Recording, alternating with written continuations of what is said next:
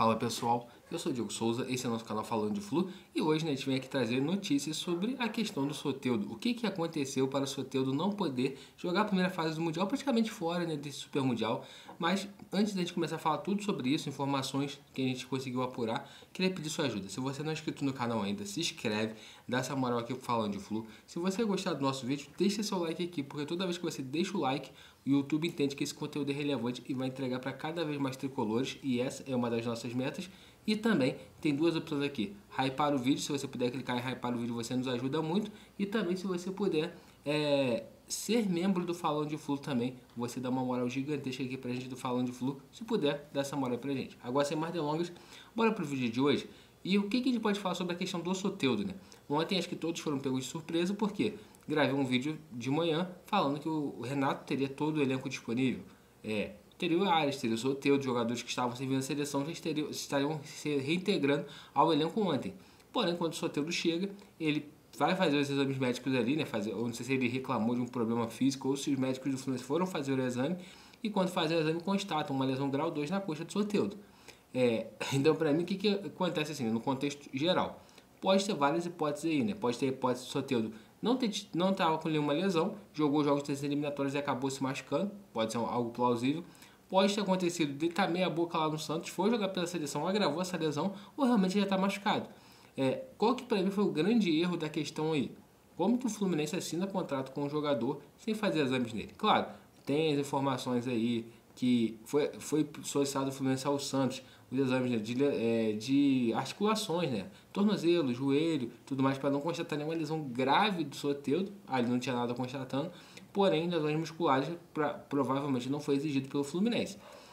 O que isso para mim gera, né? Primeiro, o erro de não ter feito exame médico antes. Segundo, o Mário, para mim, é um dos principais responsáveis dessa situação. Por quê?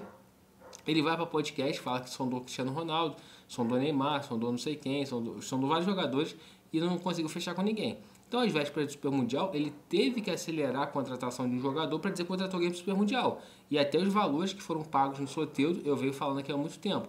E eu acho que são valores altos demais e que eu não sei se realmente o Soteldo valeria isso tudo. Por isso tudo, histórico de lesão, histórico de problema extracampo, tudo mais. Ele é um bom jogador. Mas o risco que o Fluminense está correndo no valor que se propôs a pagar, para mim, é muito alto. Tá? Pode ser que dê certo, pode ser que queime minha língua, pode ser que ele arrebente, mas eu estou falando isso aqui agora, porque se lá na frente realmente constatar o que eu mais ou menos acho que vai constatar, já falei aqui atrás. Então esse é o primeiro ponto.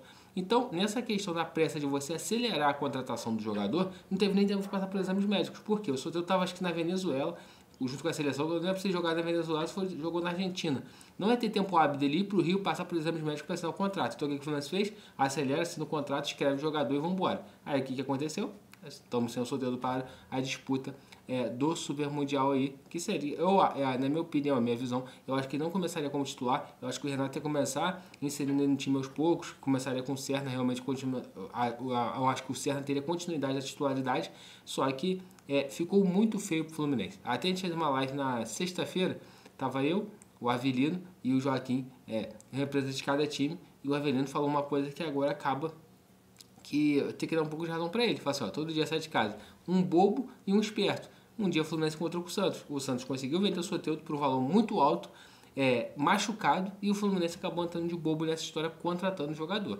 E a gente vai virar chacota aí ao longo dos próximos dias do Super Mundial, mas de fato vamos ver o que vai ter no desenrolar dessa situação. Mas sim, para mim, um dos principais responsáveis dessa situação foi o Mário Bittencourt, que acelerou o processo de contratação. O jogador não passou por exames médicos e deu nisso. Não existe jogador assinar contrato sem passar por exames médicos. Isso daí, para mim, chega a beirar o amadorismo. Não tem como. E agora a gente está com a conta alta para pagar e perde o jogador para a competição em tese que ele foi contratado para jogar. Então, isso daí, para mim, é um grande erro da diretoria tricolor.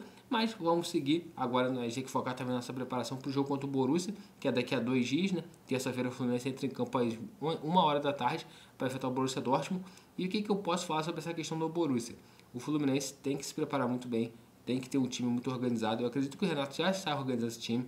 E hoje, né, a gente deve ter live hoje, provavelmente se não tiver vai ter mais um vídeo à tarde, mas a gente vai começar a falar pontos da organização do Fluminense que podem ser primordiais para vencer esse time do Borussia. Esse time do Borussia que é um time que tem muita velocidade, tem uma imposição física também legal, e o que eu acho que são os caminhos que o Fluminense precisa para conseguir vencer o Borussia, né? Até assistir um jogo do Borussia pela Bundesliga, estou buscando informações para a gente poder falar muito embasado naquilo que a gente espera do Borussia para o jogo contra o Fluminense e o que o Fluminense precisa fazer para vencer o Borussia. Só lembrando, ontem teve a estreia do Super Mundial, Inter de Miami empatou em 0x0 com o Al-Ahly. Foi até um jogo interessante, um pouco movimentado. Primeiro tempo foi todo do Al-Ahly, segundo tempo o Inter de Miami conseguiu equilibrar as ações e no final das contas o jogo ficou 0x0. Né? O Al-Ahly perdeu pênalti, teve um gol impedido, mas bom, eu acho que para o Palmeiras, que independente do resultado contra o Porto, fica numa situação bem confortável ali para poder avançar nos próximos 2 jogos. Hoje temos jogos de 2 brasileiros, 7 horas da noite tem Palmeiras e Porto,